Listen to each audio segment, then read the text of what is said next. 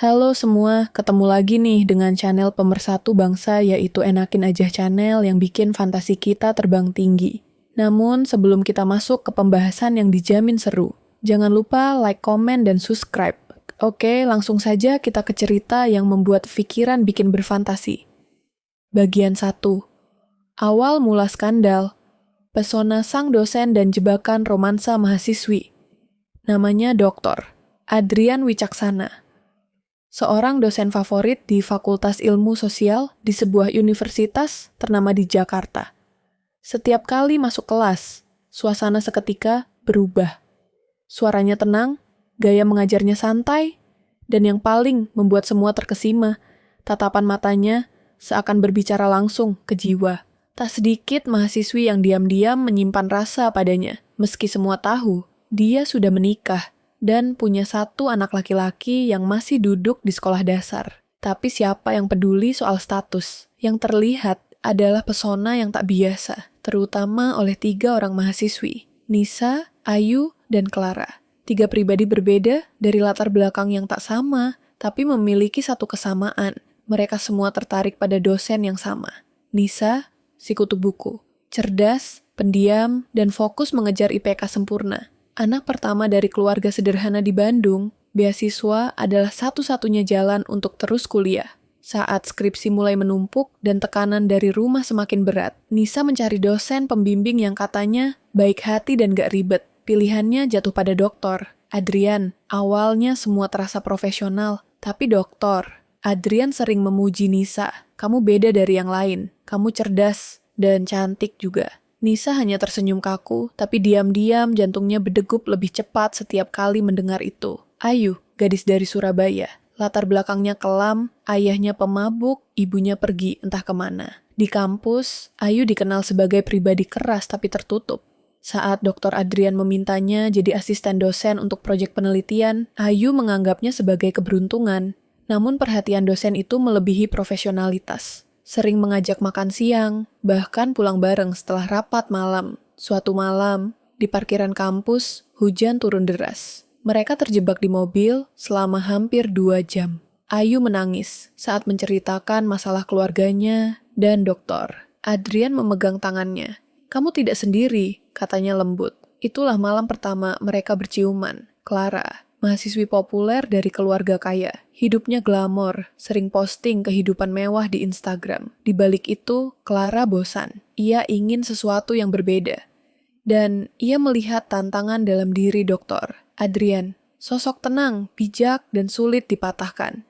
Clara mendekati dengan cara halus, sering mengundang dosen itu ke acara komunitas sosial, lalu mengajaknya meeting 4 mata. Awalnya Adrian menolak, tapi Clara cerdas membaca celah. Ia tahu, Adrian lemah terhadap perempuan yang tahu cara merendah tapi memikat. Setelah 2 bulan pendekatan, Adrian menyerah. Mereka mulai sering bertemu diam-diam di luar kota.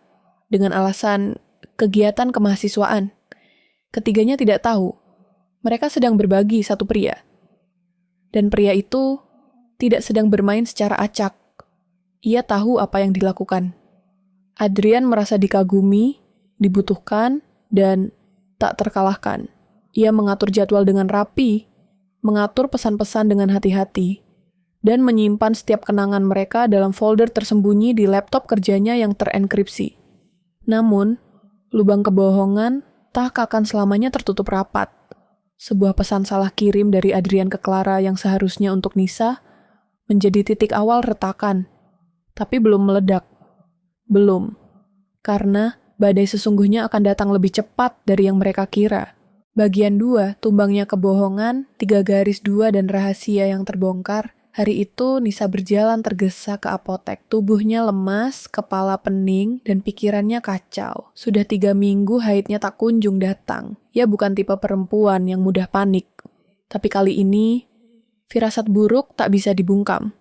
Di dalam toilet kampus, tangannya gemetar memegang tespek. 5 menit kemudian, 2 garis merah menyala jelas.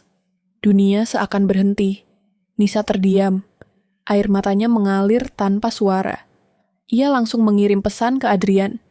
Saya butuh bicara, penting. Dosen itu membalas cepat, menyuruhnya datang ke kantor malam itu. Saat bertemu, Nisa langsung menunjukkan tes pack. Adrian tampak syok, tapi cepat menenangkan diri. Tenang, aku akan bertanggung jawab. Jangan bilang siapa-siapa dulu. Kita atur ini baik-baik. Nisa percaya. Ia merasa dicintai, atau setidaknya dibutuhkan. Ia tidak tahu bahwa kata-kata manis yang sama juga sedang dikatakan Adrian kepada mahasiswi lain. Sementara itu, Ayu sudah mulai curiga sejak Adrian mulai sering membatalkan janji bertemu. Suatu malam, ketika rasa mual menyerang hebat, ia memutuskan melakukan tes kehamilan. Hasilnya sama. 2 garis. Tangannya menggigil, bukan karena takut, tapi karena marah. Ia mencoba menelepon Adrian, tapi tak diangkat. Lalu ia menulis pesan panjang. Saya hamil. Kalau kamu lari, saya akan buat ini jadi berita kampus.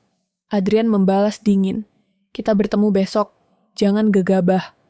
Di sisi lain, Clara yang selama ini merasa paling spesial, mulai resah ketika melihat Adrian online di WhatsApp, tapi tak membalas pesannya. Rasa posesifnya muncul. Ia menyewa akun fake untuk memantau aktivitas sang dosen. Hingga suatu ketika, ia melihat foto siluet 2 orang di kafe kampus. Salah satunya mengenakan scarf pink milik Nisa. Ia ingat karena pernah memuji scarf itu di kelas. Clara curiga. Tapi ia masih menahan, lalu semuanya meledak dalam seminggu. Ayu yang tak tahan dengan sikap Adrian yang makin menghindar, datang ke kampus pagi-pagi dan langsung mendatangi ruang dosen. Di sana, tanpa sengaja, ia bertemu Nisa yang juga sedang menunggu Adrian. Awalnya mereka saling diam, tapi ketika Adrian datang dan wajahnya pucat melihat keduanya, semuanya terbongkar. Aku hamil, kata Ayu dengan suara bergetar. Aku juga, kata Nisa, dan matanya beralih ke Adrian. Dia janji akan bertanggung jawab. Clara muncul dari ujung lorong, tidak sengaja mendengar semuanya. Ia tertawa sinis. Jadi kalian juga? Kirain aku satu-satunya. 3 perempuan, 1 pria, semua hamil, dalam waktu hampir bersamaan. Ruangan itu menjadi ajang konfrontasi. Clara merekam diam-diam, suara tinggi, tangis, dan makian terdengar jelas. Dalam hitungan jam, video itu bocor ke media sosial. Awalnya hanya lingkup kampus, tapi efek viral tak bisa dibendung. Dalam semalam, nama Adrian jadi trending topik. Pihak universitas panik. Rektor memanggil semua pihak. Adrian diskors, bahkan diancam pemecatan. Media mulai mencari identitas para mahasiswi. Istri Adrian akhirnya tahu dan muncul di konferensi pers. Wajahnya sembab, suaranya serak. Saya tidak tahu pria yang saya nikahi selama 12 tahun bisa sejahat ini. Komentar netizen terbagi. Ada yang menyalahkan Adrian, ada yang menyalahkan mahasiswi, tapi semua sepakat, ini adalah salah satu skandal pendidikan terbesar dalam sejarah kampus tersebut, dan yang paling pahit, semua masih menunggu keputusan. Siapa yang akan mempertahankan bayinya karena ketiganya hamil, dan tidak ada jalan mundur. Bagian 3. Konsekuensi dan akhir yang mengguncang, jalan keluar yang tak terduga. Setelah video konfrontasi tersebar luas, dunia kampus berubah seketika. Di kampus yang dulu penuh dengan semangat akademik dan kebanggaan prestasi, kini berderap langkah penuh ketegangan. Semua mata tertuju pada Dr. Adrian Wicaksana, dosen yang pernah dipuja-puja. Kini, ia menjadi simbol skandal dan pengkhianatan. Namun, tak hanya Adrian yang harus menghadapi konsekuensinya. 3 mahasiswi yang terlibat juga harus menerima kenyataan pahit. Mereka dikenal sebagai mahasiswi hamil dosen, label yang membuat hidup mereka berubah selamanya. Dalam sekejap, status sosial mereka ambruk. Teman-teman sekelas yang dulu menganggap mereka idola kini menghindar. Dan tak jarang mereka dihujat. Nisa merasa dunia runtuh. Keluarganya, yang sebelumnya sangat bangga padanya, mulai meragukan semua pilihannya. Ayahnya memarahi dengan keras. Ibu hanya bisa menangis di sudut kamar. Nisa, yang sebelumnya hanya ingin lulus dengan nilai terbaik, kini terjebak dalam kegelisahan yang tak berujung. Namun, ia bertekad untuk tidak menggugurkan kandungannya. Ia merasa ini adalah jalan hidup yang harus diterima, meskipun hatinya remuk. Ayu merasa lebih hancur dari siapapun. Ia sudah terbiasa hidup dalam kekerasan dan kesulitan. Tapi, Ini adalah pukulan yang tak terbayangkan. Namun, setelah berhari-hari berpikir, ia memutuskan untuk melawan. Ia menghubungi pengacara dan mengajukan gugatan kepada Adrian atas tuduhan pelecehan seksual karena ia merasa terpaksa dan dipermainkan. Meski takut, ia tahu bahwa ini adalah cara untuk mendapatkan haknya dan tidak menjadi korban diam. Ayu juga menuntut Adrian untuk membiayai masa depan anaknya. Clara, di sisi lain, terjebak dalam kebingungan. Keputusan Adrian untuk menghindar darinya membuatnya semakin marah. Ia merasa dipermainkan. Bahkan, dipandang sebelah mata oleh Adrian yang dulu selalu memberi perhatian lebih padanya. Ia merasa sebagai yang terpaling istimewa. Namun kenyataannya, justru ia terjatuh bersama yang lainnya. Clara memutuskan untuk mengalihkan perhatian dengan fokus pada pekerjaannya dan meninggalkan kampus sementara, tapi hatinya masih bergejolak. Ia ingin menyakiti Adrian dengan cara yang tak terduga. Adrian, yang seharusnya menjadi sosok teladan, kini dihantui rasa bersalah yang tak terhapuskan. Meskipun dia mengakui perbuatannya, dia merasa bingung antara bertanggung jawab atau menghindar.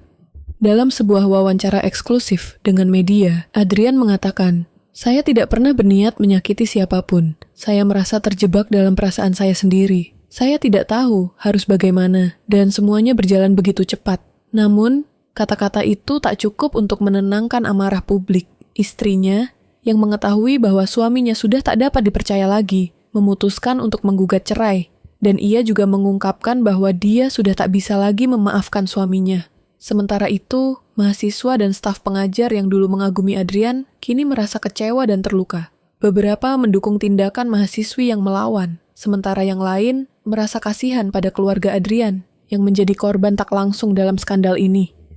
Keputusan mengenai nasib ketiga mahasiswi dan Adrian datang begitu cepat. Rektor universitas akhirnya memutuskan untuk memecat Adrian secara resmi dan mencabut gelarnya. Hukuman ini diberikan meski Adrian mengklaim bahwa ia merasa sangat menyesal dan ingin memperbaiki semuanya. Namun, keputusan itu tetap tak bisa mengubah fakta bahwa reputasi kampus dan dirinya sendiri telah tercoreng. Di luar itu, ketiga perempuan itu menjalani kehidupan yang sangat berbeda. Nisa, yang kini tinggal bersama ibunya, mulai mencoba menerima kenyataan. Meski berat, ia terus berjuang menyelesaikan studinya dan menata masa depan dengan bayinya yang kini sudah semakin besar. Ia merasa beruntung bisa memiliki dukungan dari teman-temannya yang setia, meskipun banyak juga yang menjauh. Ayu memilih untuk tinggal di Jakarta, bekerja keras untuk memenuhi kebutuhan anaknya. Meskipun proses hukum masih berjalan, ia merasa lebih tenang dan kuat setelah memutuskan untuk melawan. Ia merasa lebih mandiri dan bertekad untuk membuktikan bahwa ia lebih dari sekadar korban. Clara, setelah sempat mundur dari dunia kampus, akhirnya kembali dengan tujuan yang lebih jelas, untuk menjadi seorang pengusaha sukses. Ia belajar dari semua yang terjadi, dan menjadikan pengalaman pahit itu sebagai motivasi untuk maju. Namun, hatinya masih terasa terluka, dan ia tidak tahu apakah bisa pernah memaafkan Adrian. Akhir cerita ini tidak berakhir bahagia bagi semua. Semua pihak mengalami kerugian. Adrian kehilangan karier dan keluarganya. Sementara 3 mahasiswi itu berjuang untuk bangkit dari bayang-bayang masa lalu mereka. Kehamilan mereka, yang semula membawa harapan, kini menjadi beban hidup yang harus mereka hadapi dengan kepala tegak. Namun, satu hal yang pasti, mereka semua belajar bahwa hidup ini tak selalu sesuai rencana. Dan kadang, meskipun kita jatuh, kita harus berani bangkit, memaafkan diri sendiri, dan melangkah menuju masa depan yang lebih baik. Dan di balik setiap cerita besar, ada pelajaran yang lebih besar. Demikian cerita tentang kisah pemersatu bangsa. Jika kalian menyukai video ini, jangan lupa like dan subscribe. Dan jika kalian mempunyai pengalaman tentang kisah pemersatu bangsa lainnya, jangan lupa komen ya. Terima kasih.